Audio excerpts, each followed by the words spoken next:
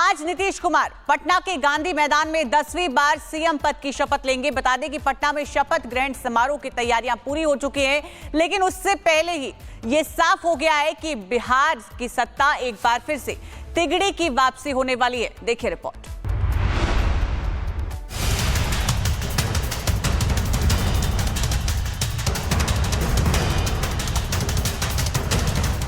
बिहार में मिली bumper victory के बाद अब बारी नई हिस्ट्री लिखने की है।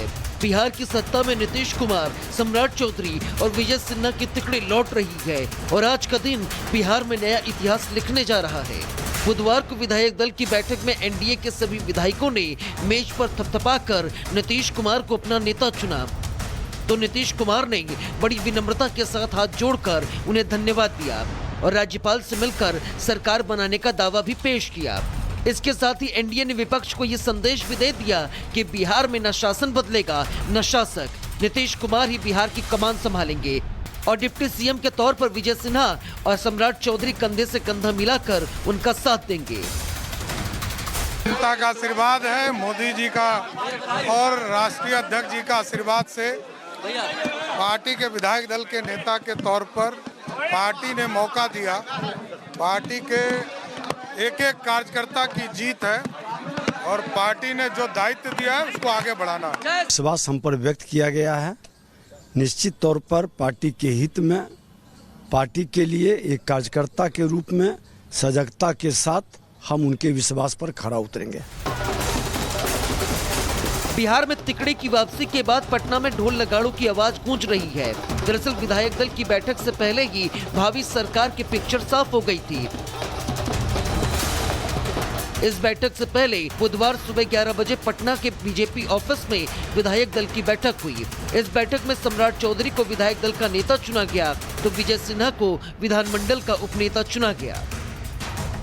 श्री सम्राट चौधरी जी को नेता और श्री विजय सिन्हा जी को उपनेता के रूप में चयनित किया गया है। मैं अपनी ओर से दोनों नेताओं को बधाई देता हूं और मुझे पूरा विश्वास है कि श्री नरेंद्र मोदी जी और श्री नीतीश कुमार जी के मार्गदर्शन में हमारे दोनों नेता बिहार को और आगे और विकसित बढ़ाने का। अब आज बिहार में नई सरकार का गठन होना है।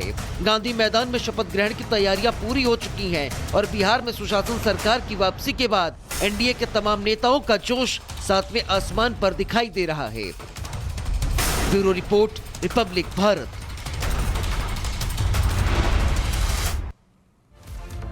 और अब आपको ग्राफिक्स के जरिए समझाते हैं कि नीतीश कुमार ने अब से पहले कब कब शपथ ली है।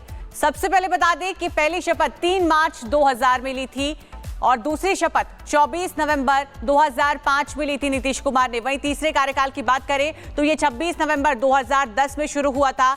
चौथी शपथ ग्रहण समारोह 20 नवंबर 2015 में हुआ था। पांचवा शपथ ग्रहण समारोह 20 नवंबर 2015 में ही हुआ था और छठे शपथ ग्रहण समारोह की बात करें तो यह 27 जुलाई 2017 में हुआ था। सातवां शपथ 16 नवंबर 2020, आठवां शपथ 10 अगस्त 2022 और वहीं नौवां शपथ 28 जनवरी 2024 और आज 10वां शपथ ग्रहण समारोह होगा। नीतीश कुमार 10वीं बार आज बनेंगे। आपको बता दें कि इसी के साथ नीतीश कुमार पिछले करीब 2 दशक से बिहार की कमान संभाल रहे हैं और अब आज एक बार फिर वो बिहार के मुख्यमंत्री के तौर पर शपथ लेने वाले हैं। इसके साथ ही आज भी ये साफ हो जाएगा कि नीतीश की नई कैबिनेट में किसको किसको जगह मिलेगी। दिखाते हैं रिपोर्ट।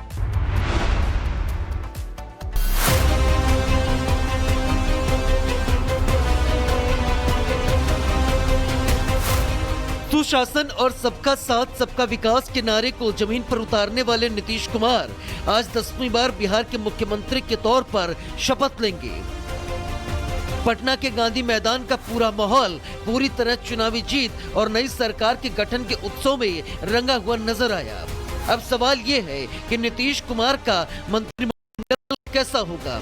क्या मंत्रालय के बंटवारे में जातीय समीकरण के साथ एनडीए के घटक दलों को मिली सीटों का भी ख्याल रखा जाएगा। सवाल इसलिए क्योंकि बिहार चुनाव में इस बार का नतीजा साल 2020 के विधानसभा चुनाव से बिल्कुल अलग है। इस बीच सभी दलों से कई ऐसे नाम सामने आए हैं जिन विधायकों के मंत्री बनने की संभावना जताई जा रही है। इनमें बीजेपी से सम्राट चौधरी, विजय कुमार सिन्हा, मंगल पांडे, नीतीश मिश्र, नितिन नवीन, रेणु देवी, नीरज कुमार बबलू, संजय सरावगी, हरीश सहनी, रजनीश कुमार, श्रेयसी सिंह को मंत्री पद मिल सकता है। वहीं जेडीयू से विजय कुमार चौधरी, विजेंद्र यादव, श्रवण कुमार, अशोक चौधरी, रत्नेश सदा, सुनील कुमार, श्याम रजक, जमा खान, लेसी सिंह, दामोदर रावत और मंजीत सिंह को मंत्री बनाया जा सकता है। इसके अलावा चिराग के विधायकों में से राजू तिवारी को मंत्रिमंडल में शामिल करने की चर्चा है, जबकि मांझी की हम से संतोष कुमार सुमन को नीतीश की नई कैबिनेट में एंट्री मिल सकती है। एनडीए की पांचवें घटक दल आरएलएम से भी उपेंद्र कुशवाहा की पत्नी स्नेहलता कुशवाहा को मंत्रिमंडल में शामिल किया जा सकता है।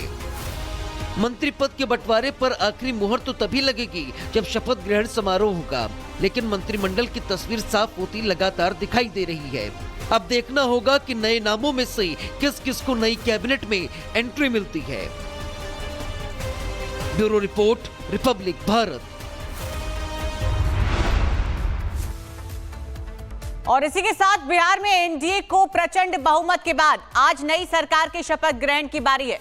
पटना में होने वाले शपथ ग्रहण समारोह में पीएम मोदी समेत कई बड़े दिग्गज नेता शामिल होने वाले हैं। आपको अपनी इस खास रिपोर्ट में दिखाएंगे कि आज इस ऐतिहासिक शपथ ग्रहण का साक्षी बनने के लिए कौन कौन पटना पहुंचने वाला है।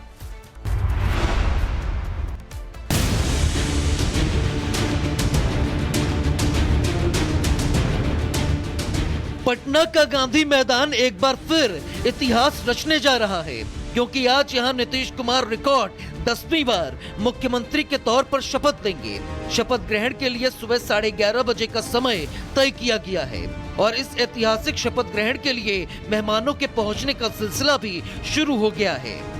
शपथ ग्रहण समारोह के लिए पटना पूरी तरह सज धज कर तैयार है। यहाँ आज सियासी दिग्गजों का मेला लगने वाला है। नीतीश की नई कैबिनेट की शपथ के लिए प्रधानमंत्री नरेंद्र मोदी समेत कई केंद्रीय मंत्री और मुख्यमंत्री आज पटना पहुंचने वाले हैं। केंद्रीय गृह मंत्री अमित शाह तो एक दिन पहले ही बुधवार रात को पटना पहुंच गए थे। प्रधानमंत्री नरेंद्र मोदी को इस भव्य समारोह के लिए स्पेशल इनविटेशन भेजा गया था। वैसे प्रधानमंत्री नरेंद्र मोदी ने चुनाव प्रचार के दौरान अपनी आखिरी जनसभा में खुद कहा था कि वो अब दोबारा एनडीए की बम्पर जीत के बाद शपथ ग्रहण के लिए बिहार लौटेंगे। ऐसे में नीतीश कुमार के इस ऐतिहासिक शपथ ग्रहण समारोह का साक्षी बनने के लिए प्रधानमंत्री नरेंद्र मोदी, केंद्रीय गृह मंत्री अमित शाह, बीजेपी अध्यक्ष और केंद्रीय मंत्री जेपी नड्डा, रक्षा मंत्री राजनाथ सिंह और कृषि मंत्री शिवराज सिंह चौहान के साथ साथ एनडीए शासित 11 राज्यों के मुख्यमंत्री भी पटना पहुंचने वाले हैं। इसके अलावा अन्य हस्तियों में पद्म भूषण, पद्मश्री से नवाजी गई शख्सियत, वैज्ञानिक और साहित्यकार के भी शामिल होने की बातें सामने आई हैं। Bureau report, Republic Bharat.